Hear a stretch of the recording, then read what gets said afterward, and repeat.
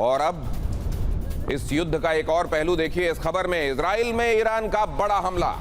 यहां ईरान में क्या चल रहा है वो मैंने आपको बताया। अब जरा इजराइल की तरफ रुख कीजिए। क्लस्टर बॉम्ब से, ये उस तरह की मिसाइलें हैं जिसमें सब म्यूनिशंस होते हैं और एक बार ये मिसाइल किसी जगह जाकर फटती है तो ये जो सब म्यूनिशंस हैं ये क्लस्टर बॉम्ब के तौर पर उस जगह पर हमला करते हैं। इसीलिए एक बार ये मिसाइल किसी जगह पर पहुंची और इससे वो सब म्यूनिशंस निकले तो उनको टैकल करना बहुत मुश्किल होता है एयर डिफेंस के लिए। और यहां यही दिखाई दे रहा है, वो अमेरिकी थार्ड सिस्टम हो या फिर यहां पर ये ठिकाने, ये सब उसी तरह के क्लस्टर म्यूनिशन के जद में आए हैं जो एक मिसाइल अपने साथ लेकर जाती है और बाद में वो सब म्यूनिशन उस जगह को निशाना बनाते हैं। क्लस्टर बॉम्ब से ईरान का हमला, क्लस्टर बॉम्ब से ईरान के हमले की ये तस्वीरें। और क्लस्टर बॉम्ब खास तौर से ईरान की ये जो मिसाइलें हैं, एक मिसाइल जाती है और बाद में जाकर वो फटने से पहले कई छोटे टुकड़ों में बंटती है और हर अलग वो टुकड़ा अपने आप में एक मिसाइल होता है। इससे निपटना इजराइल के लिए बहुत मुश्किल साबित हो रहा है। एक बार फिर से इन तस्वीरों में यही देख रहे हैं आप। और अब अगली खबर में देखिए, लेबनान में हिजबुल्लाह के ठिकानों पर हमले। हिजबुल्लाह के वित्तीय ठिकानों पर हमला बोला जा रहा है। हमले में इस बिल्डिंग को पूरी तरह ध्वस्त कर दिया गया। बताया जाता है कि यहां से असल में फाइनेंस कैसे किया जाए हिजबुल्लाह को, इसके लिए ऑफिस चलाए जाते थे और इस जगह को तबाह कर ये इंश्योर करने की कोशिश की गई है इजराइल की तरफ से कि जो आर्थिक कमर है हिजबुल्लाह की वो तोड़ी जा सके। हर दिन 400 के आसपास मिसाइलें केवल लेबनान में दागी जा रही हैं इजराइल की तरफ से, रिपोर्ट्स ऐसा भी बता रही हैं।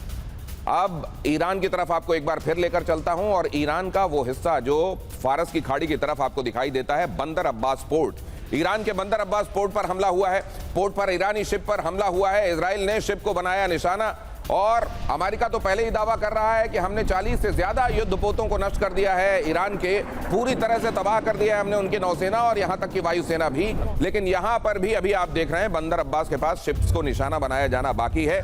यहां पर ये जो शिप निशाना बनाई गई है, क्या ये किसी तरह का युद्धपोत था या ये किसी कॉमर्शियल एक्टिविटी में रहने वाला ये शिप था, ये स्पष्ट होना बाकी। लेकिन ये आप स्पष्ट देख रहे हैं कि यहाँ किस तरीके से इसको निशाना बनाया गया है। बंदर अब्बास पोर्ट के करीब एक और पोत को निशाना बनाया गया। हमारे साथ जुड़ने वाले खास मेहमान अभी तक के वॉर के जो अलग अलग दिनों पर आपने घटनाक्रम देखे हैं, उन डॉट्स को कैसे कनेक्ट करते हैं, ये किस तरफ जाता हुआ दिखाई दे रहा है, आज के जो इवेंट्स हैं वो क्या बता रहे हैं इस पूरे युद्ध के विषय में, और क्या कहीं अमेरिका और इजराइल के मामले में इस युद्ध को लेकर कई जगहों पर कई मतभेद हैं क्या, ये भी हम चर्चा करेंगे। एयर कमोडोर कार्तिकेय काले आज हमारे साथ इस चर्चा में यहाँ शामिल हैं। शुभदा चौधरी जो कि मिडिल ईस्ट मामलों की जानकार हैं हमारे साथ इस चर्चा में। हमारे साथ एम्बेसडर दीपक वोरा भी आज की शाम चर्चा में हैं और हमारे साथ senior defence journalist Ashish Kumar Singh भी इस चर्चा में शामिल हो रहे हैं। आशीष, बहुत दिनों बाद एक बार फिर से आप हमारे साथ यहाँ स्टूडियो में, बहुत स्वागत है आप सबका, बहुत स्वागत। लेकिन सबसे पहले जरा ये खबर देखिए कि आज ईरान में एक और अजीब चीज हुई। बहुत सारे लोग इसको देखते हैं कि शायद ये ऊपर वाले की तरफ से इशारा है इंसानियत के लिए कि तुम ये क्या कर रहे हो, समझ जाओ।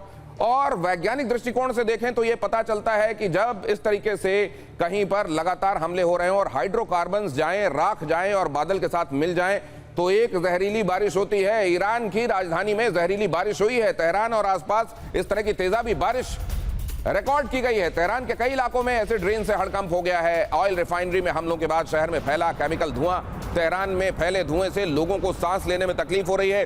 स्किन प्रॉब्लम और फेफड़ों में परेशानी की शिकायतें बढ़ गई हैं। डॉक्टर्स ने लोगों को कॉशन किया है, ताकीद की है कि घरों के भीतर रहें, मास्क लगा कर रहें और वेंटिलेशन सिस्टम को चालू न रखें क्योंकि वातावरण में इस समय सल्फर डाइऑक्साइड, नाइट्रस और नाइट्रिक ऑक्साइड, इन सब की मात्रा बहुत ज्यादा है और लोगों के लिए ये बहुत ज्यादा बीमारी का सबब हो सकता है।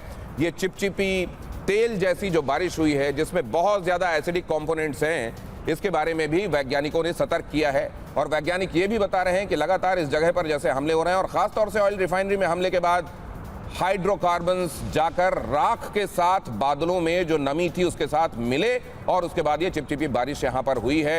ये तेल जैसी बारिश हुई है। ये पूरे इलाके के लोगों को और सदमे में डालने वाला एक घटनाक्रम है। सबसे पहले तो ये कि आज के जो इवेंट्स हैं उससे आगे को लेकर क्या इशारा मिल रहा है, इससे हम चर्चा की शुरुआत करना चाहते हैं। और सबसे पहले कार्तिकेय काले सर, आपको इसमें लाना चाहता हूं मैं। ये ये आपके हिसाब से आज यूनाइटेड नेशन ने इसको लेकर एक बड़ी चिंता जताई। एंटोनियो गुटरेस ने भी कहा कि अगर चार्टर 2 को आप देखें तो ये कहता है कि किसी देश की संप्रभुता और उसकी राजनीतिक स्वतंत्रता पर आप हमला नहीं कर सकते। इस तरीके से अमेरिका और इजराइल को आईना दिखाने का ये काम किया जा रहा है, लेकिन मेरे ख्याल से ये आईना दिखाने तक ही सीमित है। मामला जा किधर रहा है? बिल्कुल दिनेश जी, इसमें कोई शक नहीं है कि मामला कहीं नहीं जा रहा है जिस तरीके से चल रहा है, क्योंकि इंटरनेशनल प्रेशर तो यूनाइटेड स्टेट्स और इजराइल पे बहुत ज़्यादा होता तो ये वॉर ही नहीं होता, परंतु वो इंटरनेशनल प्रेशर है नहीं, और लैक ऑफ इंटरनेशनल प्रेशर के कारण उन्होंने जो अपना मिलिट्री ऑब्जेक्टिव अचीव करना चाहिए था वो कर लिया है, परंतु उनका जो पॉलिटिकल ऑब्जेक्टिव है वो अचीव नहीं हुआ है, और इसलिए ये कंटिन्यूसली चलेगा। अब अगर आप 2-3 दिन से देखें तो इसका जो टारगेटिंग सीक्वेंस है, मिलिटरीली मैं बोल रहा हूँ, टारगेटिंग सीक्वेंस पूरा चेंज हो गया है। पहले तो इनिशियल मिलिट्री केवल टारगेट्स ही ले रहे थे, बीच में उन्होंने न्यूक्लियर जहाँ जहाँ उनको लगा कि न्यूक्लियर संयंत्र हो सकते हैं या कहीं पर न्यूक्लियर फैसिलिटी हो सकती है वहाँ टारगेट किया गया। जहाँ जहाँ उनको लगा कि उसके बाद IRGC और बासित के जहाँ जहाँ हेडक्वार्टर्स है वहाँ टारगेट किया गया, परंतु इसराइल का जो टारगेटिंग फोकस था वो इमीडिएटली चेंज होकर इकोनॉमिक टारगेट्स पे भी आ गया है।